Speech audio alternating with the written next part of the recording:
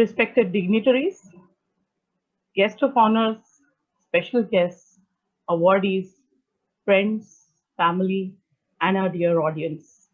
On this beautiful note of Sarve Bhavantu Sukhina, Sarve Santu Niramaya, I welcome you all to begin the celebrations on the session 2 for the 75th birth anniversary of R.S. Gadgil, the revolutionary healthcare legend. On this auspicious occasion of 75th birth anniversary of my father, and coincidentally also Father's Day, let me take the opportunity and pride in introducing you to the legend of R.S. Gadgil. His magnanimity and live life king size is very well known. Brilliance, excellence, wisdom were words he exemplified. With deep thirst for knowledge of medicine and love for education, he pioneered continuing medical education in the country and empowered various associations like API, IMA, MAP, ICC, CSI, RSSTI, ASI, IOA, TraumaCon, VIROC, and doctors as well. Fostering relationships with love and care, he earned the most precious wealth of friends, colleagues, and extended family, like you all from all over the world. He always had a special place in his heart for the medical fraternity, the medical practitioners, who showered him with the immense love and respect, and he was held in high esteem amongst three generations of doctors. His 4 decades of long journey in healthcare started right from penicillin with towering success at companies like US Vitamins, Alchem, and Aristo. He became the revolutionary marketing guru of the Indian pharmaceutical industry. What the leader he was, he mentored, trained, taught many, and nurtured his teams by training, teaching science and MBA students for years. He wanted his students, his followers, to develop themselves, rise, and succeed. Having enormous passion for branding and profound knowledge of science and marketing, he created several top brands like Monosef, Flexon, Glycomet, EcoSprint, Gemcal, Nicocin, Ondem, Doxy1. The list is really endless. 20th and 21st June, we are celebrating his 75th birth anniversary, and he continues to be our guiding star even after more than 7 years of his loss. The deep pain of his loss, yet memories full of happiness, drive us every moment towards his deep purpose of reducing disease burden and achieving the health and happiness. True Wealth actually provides integrative health and personalized nutrition advice to control, prevent, and reverse lifestyle autoimmune diseases as well as infectious diseases to help reach the ultimate goal of holistic health and happiness. With, of course, our integrative health and nutrition clinics in several therapy areas with our internationally trained and experienced healthcare experts, and our integrated website, which helps us with online consult and spreading education and awareness as well. With that, of course, last but not the least, Energia, a division of RSG Nutrition and Healthcare, is developing responsible evidence-based nutrition formulations. Only is what I would say, targeting specific indications. That's what we have been doing, taking his vision forward. R.S. Gadgil always wanted to start the RSG Wisdom Forum. Humility, integrity, stewardship, discipline, courage, passion, perseverance, lot, of course, as the pillars.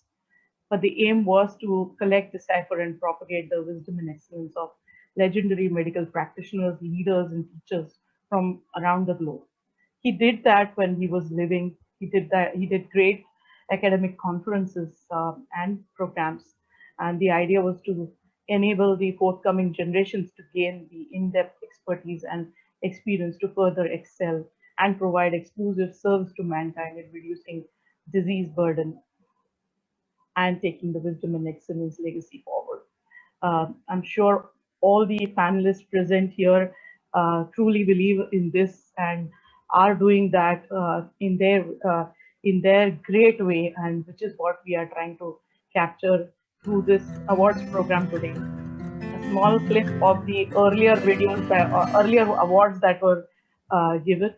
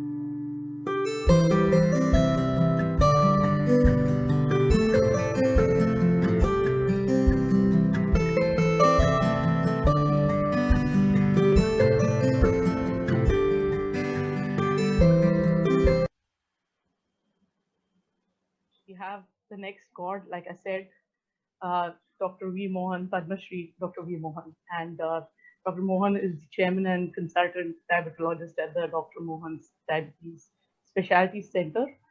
Uh, Dr. Mohan's Diabetes Specialty Center is an IDF center of excellence in diabetes care and has 50 centers across 8 states of India, having over 5 lakh registered patients. How big?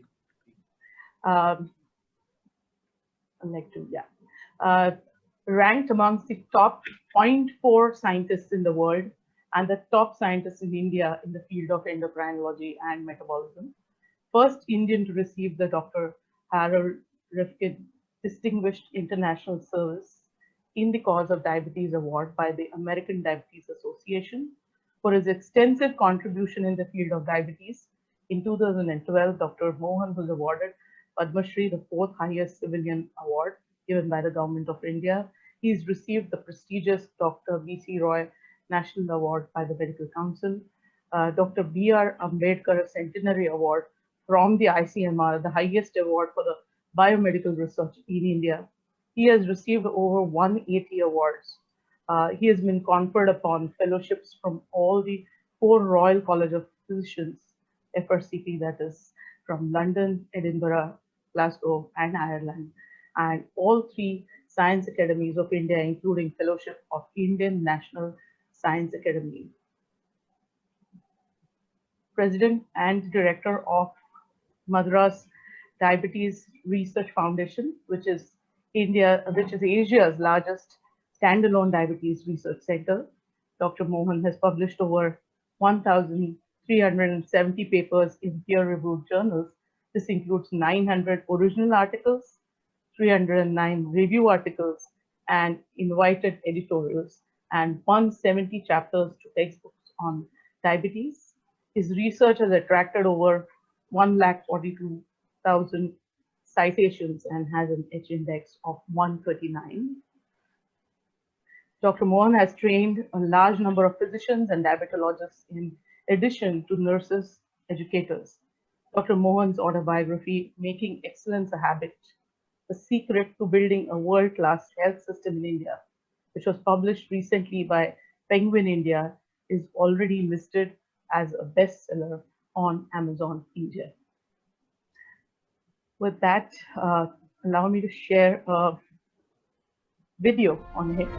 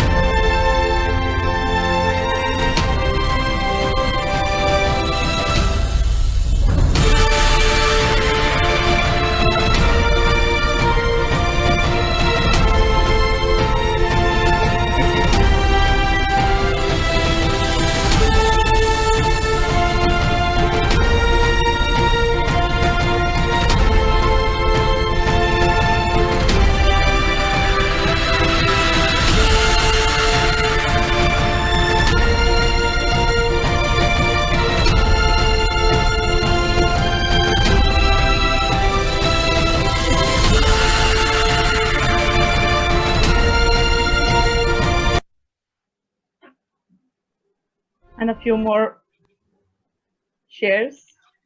Dr. Mohan in Nature's list of milestones advisors. Of course, the great award. And in the hands of another great god, I would say. Few more photographs of his from the US. Some very special moments. We all know them. And of course, we remember him on the Father's Day. That's his father. And that's his daughter here. Wishing him, I think she wished him with this just today. So I stole that picture from his Facebook. And I would, on that note, want to call upon Dr. Anjana on the screen, on the panel, on the stage, to say a few words about her father. And Dr. Anjana Mohan, she is like father, like daughter in diabetes practice and more. She's the managing director of Dr. Mohan's Diabetes Specialties Center. So, thank you so much, Rajshri. I'm so honored to be here. So, Papa, surprise and happy Father's Day. She asked me to introduce you. I initially refused. Then she convinced me that I had to be there. So I was going to be there anyway. So, and I just wanted to share, she asked me to share some less known things about you. So that's exactly what I'm going to do. So a lot has been said about my father. He's a great entrepreneur. He's a great physician. He's a researcher, a lot of things. But I'm not sure if many people actually know that he's an athlete. And he was his school games captain. And till today, he has the record of being one of the fittest people. So he will tell you he bought this Apple Watch, and every day he has, you know, these goals to meet. And he just told me in the last 6 months, he's not even missed a single day of meeting any one of the goals that he's set for himself. So that's the person he is. He's also a very good singer.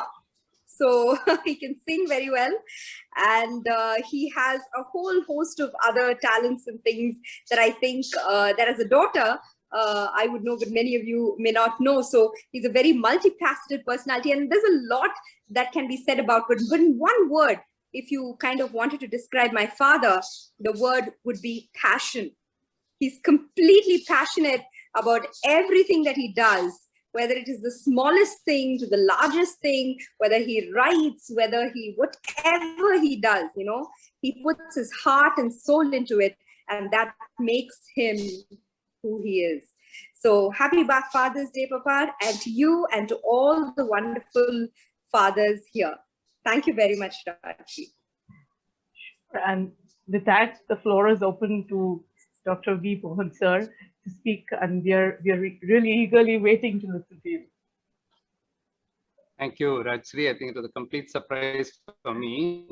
She told me that she has been asked to, so I didn't expect all this. And so thank you, Anjana. For so it's a great pleasure and honor for me to follow Sailesh and Nagi Reddy. I think the day has been made extra special because I think you turned the program around. Otherwise, I wouldn't have got to meet these people and to meet all my old friends as well. Lips are cracked a little bit. Okay, so can I share my screen? Yes, sir. Yeah. Yeah, we can see it. Can see it? Yeah. Okay. So Rajshri, what can I say? I mean, I have attended many. You said 180, probably more now, but you know, there are some awards which you don't forget easily, and I think this is going to be one of them, purely because everybody is speaking from the heart. And there is no agenda in this. See, when you wrote to me, of course, I knew your father well. I met him several times. He's a very good friend of my father. And I have met him several times. And I know his passion, how passionate he is about everything. So when something is being done in his name, there's no agenda involved. I mean, you're not trying to get anything from me, and I'm not going to try to anything from you. So that makes this very special. And then the kind of people whom you select and the style with which you do it, I think I must congratulate you, and you know, I'm sure this is a great seva and a great service that you're doing. The other thing is about awards is that when people call you for an award, you just go there, receive it, come down. Sometimes you're given 1 minute to respond, and then of course, what can you say in 1 minute? And then you just say something and then come down, and the next person is already ready, and they want to finish off the function quickly. Here, you're taking a whole day to give the awards, and I was wondering, you know, admiring your energy from morning to night. You're doing nothing but giving awards to people and spending so much of time at such a leisurely pace. I think it is something amazing, and therefore, hats off to you. And of course, to follow Nagi is a very tall order. But since we have been together in so many things, I think I'll try to. I'm nowhere near him, but I'll try to show you my little part of my story after once again thanking you. And now I know a little bit more about True Wealth, Integrative Health. Probably we should work together on some of these. So I've kind of taken a completely different kind of a stance in my presentation, because I thought instead of just saying what I did. I'll bring it in here and there, I'll bring it in. But I thought I'll use my book as the basis for my talk, because my book has everything. It's my autobiography, actually. And it's become quite popular. So I thought, what are the learnings? Many people may not have seen the book. Incidentally, Nagi, I think I'm going to send you one, and Rajshri and whoever else would like. I have lots of extra copies. I'll send you autographed copies. But why did I write this book? And it's not just an autobiography as such, but the title itself is Making Excellence a Habit. And so the first thing is, when you talk about it, what is excellence? Excellence is a quality of being outstanding or extremely good. You just can't be good. You have to be like Nagi. You have to be outstanding and extremely good. And when you're that, it will show. You don't have to. When Sachin Tendulkar, goes into bat, he doesn't have to say anything. And when Amitabh Bachchan goes on to the screen, you don't have to say anything. He's from the first movie that he acted till the last one. People will know who's this guy. Nobody doesn't know him. Will ask, who's this guy? I mean, he's outstanding. So it will begin to show, and that is excellence. Not easy to achieve. But then, how to make it a habit? What's a habit? A settled or regularly tendency or practice, especially one that is hard to give up. So once you start aiming for it, there is no limit to it. See, the institution which Nagi had started was already so big. I haven't been to his new one, but I've been to his old one several times. And I know that itself was so big. From there to think of something so much bigger, that's a habit, and now what next will be the next question, because there's no end to it. And I'm going to refer to that also. So when you make excellence a habit, that is something which I think everybody should try to do. Now, I didn't know this, and people should not think that I plagiarized this idea. I really didn't know it. And it was at the inaugural of one of my books. I had 2 or 3 inaugurations for my book. One of them said, what? Aristotle had said this much earlier, that making excellence a habit. I said, oh, did he? I never even thought of it. This is what Aristotle said. We are what we repeatedly do. Excellence then is not an act, but a habit. I had, the way I picked this title was, I was trying to find a name which is not already published. So every time I climbing ladder of excellence, something would have done. Excellence is something somebody would have done. I was working in Penguin and saying, what is the title? So one day when I hit this, making excellence habit, they said, this is not there. So we'll grab this. So we grabbed this one. Later on, it's quite humbling to know that in 384 BC, Aristotle has already said what I'm going to say. And that is, excellence is not an act, but a habit. So let me try to share some of the chapters in my book, not all of them, but the magic of serendipity, and I think the 2 speakers before me mentioned it, and I think Nagi also mentioned it.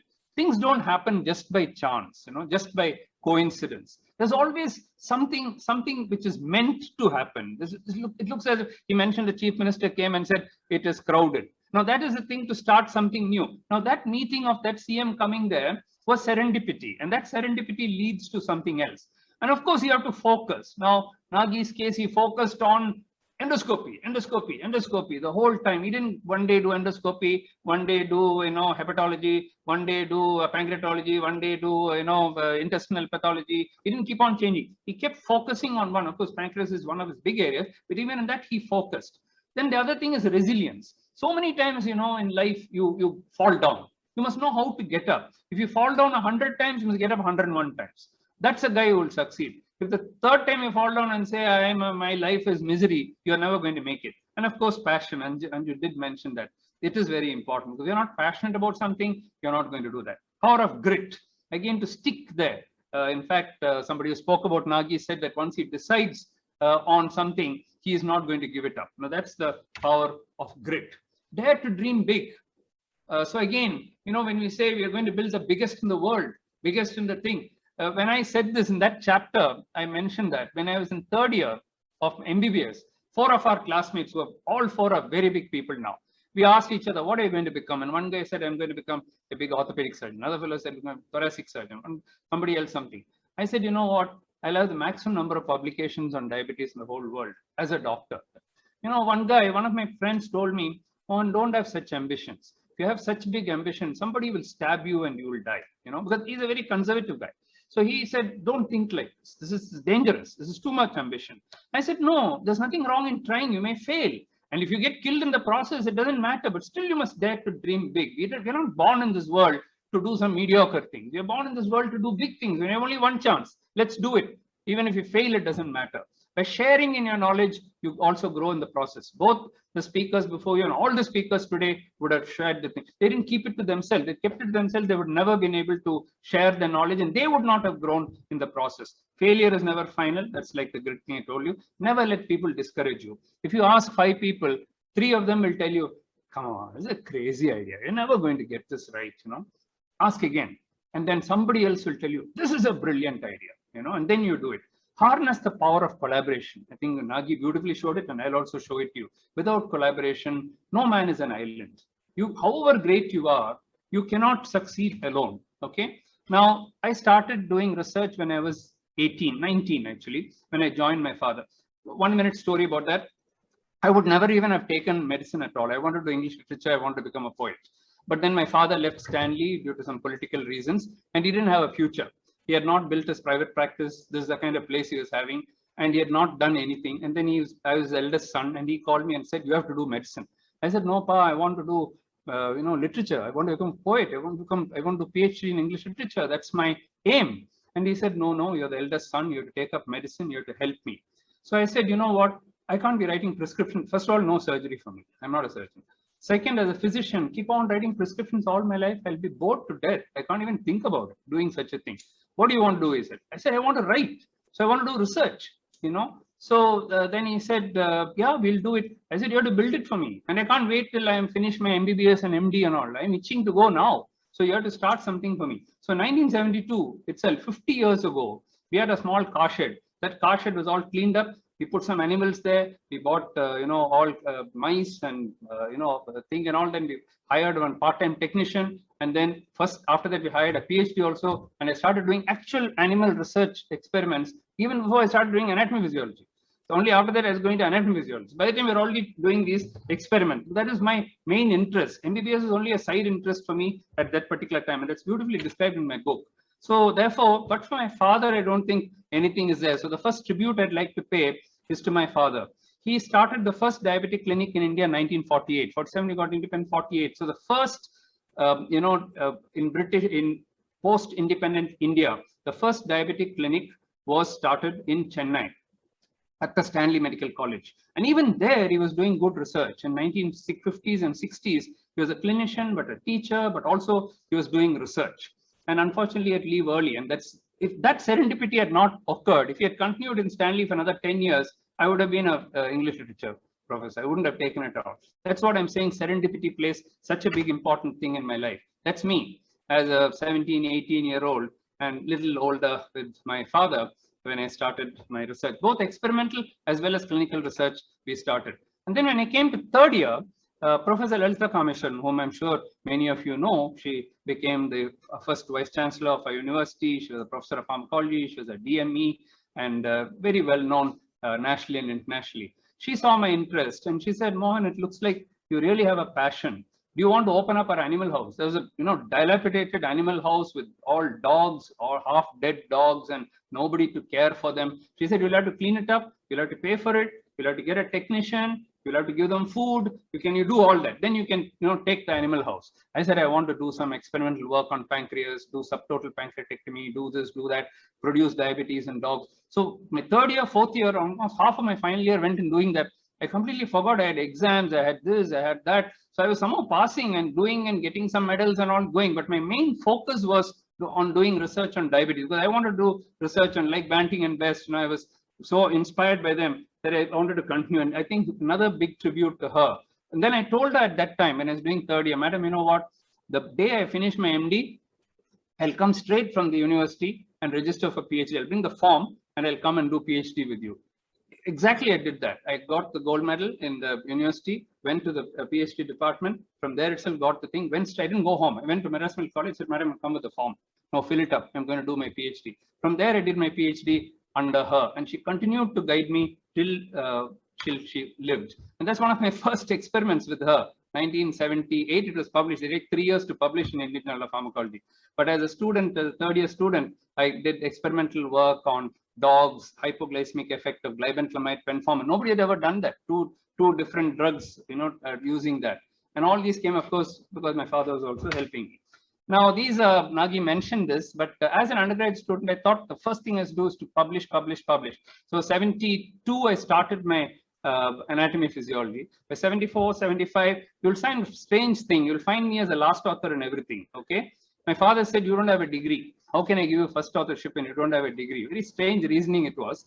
So he would be first, and he said, we'll go according to age. You are the youngest, you will be the last. So I am the oldest, I am the first. So he followed that principle. My father says something, you can't say anything. So you'll find I am last author in everything, although I did all the work. Later on, I used to tell him, Papa, the junior most guy is the first author, not the other way around, you know. So, but this is how it was. Only Lalita Kameshwaran's paper, you'll see she has put me as first. So she said, hey, you have to be the first author. So she made me the first author here. You can see when I came to her, she made me the first author. So it went on. And so by 79 and by 80, 81, I had finished my my MD. By the time I had almost 30 odd publications. That was fairly good ones because we are not used to publishing in top journals at that time because nobody had trained us, all self-taught. I didn't have a single teacher in research. Everything self-taught, statistics was self-taught, everything was self-taught. So that's all we could do as an undergraduate and as a postgraduate student. But it's a kind of record of sorts. Now let me go to the MDRF model, the Madras Diabetes Research Foundation model. When we wanted to start a separate research foundation, the separate building and all, people said, you'll never be able to do that. How will you ever sustain it? But then my wife, my late wife, who was also my classmate, she was also the head of our ophthalmology department. She was also a managing director before she passed away and my daughter took over from her. She's the one who supported me and all my ambitions. Whatever I said, she said, yes, you do it. We are here. It will definitely, you have thought about it, we will do it together. And I think it's due to her that the second half of my life, I left my father actually in 91 and started on my own. I had too early a start with him. And then by 91, my ambitions were much bigger. So I had to leave and then start. And that's when empty-handed, when I left my father, he said, leave without anything. If you're really smart, do it without even 1 rupee. So I left just with a stethoscope. And now, of course, we have the third generation. I already met my daughter, Anjana, and my son-in-law, Ranjit. I have only one daughter. And they continue to be their third generation diabetologists. Very unusual for a family to have 3 generations of people in the same specialty. And this is probably one of the few families. I hope this guy is the 4th generation. He's my grandson, although I'm not going to put any pressure on him. I was putting my slides and I was removing it. And he said, you put everyone else's, you dare not remove mine, he said. So I had to keep his picture. And that's, of course, my whole team. And, but for my team, I won't name all of them. But I have a multidisciplinary team. I have genetics people, I have nutritionists, I have ophthalmologists, I have clinical trialists, I have epidemiologists, food and nutrition research, translational research, which Nagi mentioned, and various other scientists, vascular biology, immunology. They're all together and they're all senior scientists now. They're all holding different grants. Now, how did I start that also? That's one of my stories. Start small and build big. So you start in a single room. You can see there's another room. The first one I showed you is my father's place. When I started here in 1996, building this, we start in a single room. You can see the kind of room that we had. From there, we went to this whole building. And when Dr. N.K. Ganguly inaugurated that, he said, Mohan, I understand your passion, but you think really, why don't you make 2 floors into some hospital beds and get some income? I said, sir, we are going to outgrow this. Few years later, he came and inaugurated this 40,000 square feet, 6.5 acre campus in Siriseri. He was DG then and he was DG then here also. So he said, as a DG of ICMR, I have not inaugurated 2 institutes of the same place during one tenureship of a DG. And then, of course, now we have 3 or 4 other institutes as well. And here's all about collaboration. WHO, IDF, ICMR, DST, DBT, Madras University, Tamil Nadu University, Deakin University, University of Warwick. Our students can work in Chennai and get their PhD from any of these places, from Melbourne, from Warwick. They can work here. They don't have to go there at all, but they'll get the PhD from that particular degree. And of course, this is the total number now. The numbers have been updated a little bit now. So it's 1,411, and those are the citations. We have papers in Nature, New England Journal, Lancet, Nature Medicine, Cell, Nature Genetics, and many other. Name any the top 25 journals in diabetes, if you name, we have at least 4 or 5, if not 40, 50 in each of those journals. And university collaborations are University of Dundee, Imperial College London, McMaster University, Canada, California, Harvard, Emory, Deakin, Moorfields Eye Hospital, Warwick, and many others.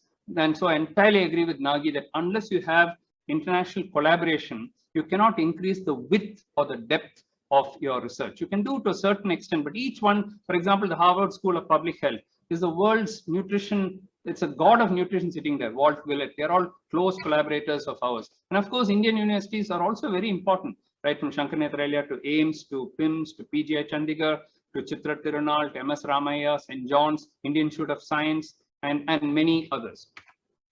So just finishing off the last 3 or 4 slides. So if you achieve the greater good through empowerment, we heard Nagi talk about public, involving the public. That's what we have done through our rural outreach services, exactly like what he has done. 2 or 3 other rules. Once you make a promise, never break it. There is no substitute for hard work. Start small and then take big steps. And that's a snowball effect. Just to rush through this, we start in a rented clinic, my own story. Then take the next building, then the next building, then branches outside. Today we have so many branches. Research, start in single room, then separate building, then next one, now in 4 locations. 25 scientists and 25 PhD students we have right now. And then mentorship, we start with just in-house fellowship program. Then we collaborated with the Public Health Foundation of India, started the world's largest education course, CCBDM, then many other courses, and now with other universities, 16,000 physicians trained.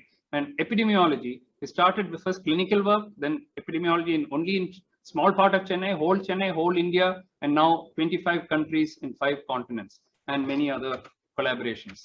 Team building, obviously very important, importance of combining entrepreneurship with ethics and empathy. I think that's exactly what Nagi also talked about. Finally, there is no limit to human endeavor. And Abhi Bekela won the Olympics marathon not once but 3 times. And after he later on had a car accident and became paralyzed, he sat in his wheelchair and became an archery champion. There is absolutely no limit to human endeavor. And excellence is like a mirage. You think you have achieved excellence and then it's moved on. And you think you have set a bar for yourself, and that bar you have to keep on raising. That is real excellence. If you're a true leader or visionary, you have to keep constantly raising the bar. So the take-home messages are: practice excellence in everything you do, small or big. Slowly, excellence will become a habit. I want to end with this quote by Jagdish Chandra Bose, who said, "When one dedicates himself wholly for a great object or cause, the closed doors shall open." He didn't say it may open. He said it shall open, and the seemingly impossible will become possible for him. So on that note, Jai Hind. I'm sure a lot of great things can be done in this country. All we need is to have a good team, believe in our people, give them all the, the leeway to think, and bring in people who are smarter than yourself. Don't think we are the smartest, but bring in people who are smarter than ourselves. Then our institution will grow. You have to decide early in life whether you want to be known as an individual or your institution has to be known. You build an institution, your legacy will live on forever. Jai Hind. Thank you. Thank you very much, sir. It is absolutely, we are deeply honored, and I'm very happy for you to have come here recognizing my honest request, just as you said, and this is really going to be deeply embedded in our memories for a very, very long time. And your last sentence where you said building an organization which will mean that the legacy will continue for a long, long time. That's such a learning that I'm actually taking with me. Of course, I'm living it with my father's legacy. But on that note, actually, I'll again request Dr. S.K. Mathur to come and say a few words, and of course present the award for the RSG Wisdom and Excellence Award to Dr. V. Mohan. It's an honor, absolutely. Dr. Mohan, you left me speechless. I was just wondering, the passion for the research is starting when you were in the school, even before you enter the medical school, and what you achieved through that. Starting from a research in a garage to creating a new institution, not 1, 2, 3. and your passion for writing. You said that you wanted to become literary man, basically for writing purpose. Okay, but I think you achieved your that goal as well as the scientific goal, both research and writing, both passions you have fulfilled. I think your life should be an example to the young generation of today who believes that you have to have a big institution to do the research. Most often they will say that, oh, I couldn't do the research, I can't do the research because I don't have this facility, I don't have that facility, I don't have this advanced technology available to me. But what you have shown is that if you have a will, if you have a determination, and you have a passion for something, you will achieve it and God will open those doors for you to go through that path. So hats off to you for whatever you have done. I'm saying that I'm short of words to express the appreciation for your work. Congratulations. And I'm sure that you will continue to do this type of thing and inspire that young generation, not just your family, not your daughter and son-in-law, but beyond that, it should be more publicized across the country. Thank you. Thank you. Dr. Mathur, I'll take the cue from that and I will add as much as I can. We have all these visionaries with us, especially Dr. V. Mohan and Dr. D.N. Reddy with us. Their work has to propagate for generations and has to keep going as much as we can, as many people can spread. That should be the mission. It's thoroughly an honor to be in this frame right now. Unless Dr. Anjana wants to say anything. Just to say thank you, and that was excellent as usual. And it's such an honor, like you said, to be in this frame. And Dr. D.N. Reddy. I think Mohan's journey is inspiration. I mean, like everybody else said about this frame part, I think for me it's an honor to be equated with Mohan. As I said, although I haven't told this to him personally or to anybody else, most of our journey has been trying to follow him. He's been one of the icons I try to always follow because, you see, when you start a career in MD, I went in Madras Medical College where Mohan was already well known. He was one of the persons who really inspired me thinking about writing and research. Till that time, I never realized that there was this area where one should think about. 1,400 papers is, I mean, a world record. I don't think there are many people I know have this. But leave alone that, his style of thinking, the clarity of his thought, the way he puts them together on the paper and write, this is something I always try and think whether I can follow. And this whole journey of his, where he's created this research labs and all. In fact, I always tell some of my close colleagues, this has been our inspiration. This is how one should go. And I think he's created all this without creating this wealth for himself. It's just for the institution. And that's another great example. And I think, hopefully I'll get to read this autobiography. I'm looking forward to that. I'm sure this should be an inspiration for a lot of doctors around the country, young or old, to know what's happened and how this can happen in our country. Thank you for the opportunity. I don't know if you can applaud on this note, but Dr. Anjana, I don't think we could have celebrated the Father's Day better than this. Absolutely. Absolutely. So that's sorry, I'll just say go ahead. Please go ahead. We've always known him to be the sugar man of India, but I want to say he's the Superman sugar man. Thank you, sir. It is incredible. I think what you have shown, and it's really salutations to you. For the Superman sugar man, that's the title through this I would like to bestow upon you.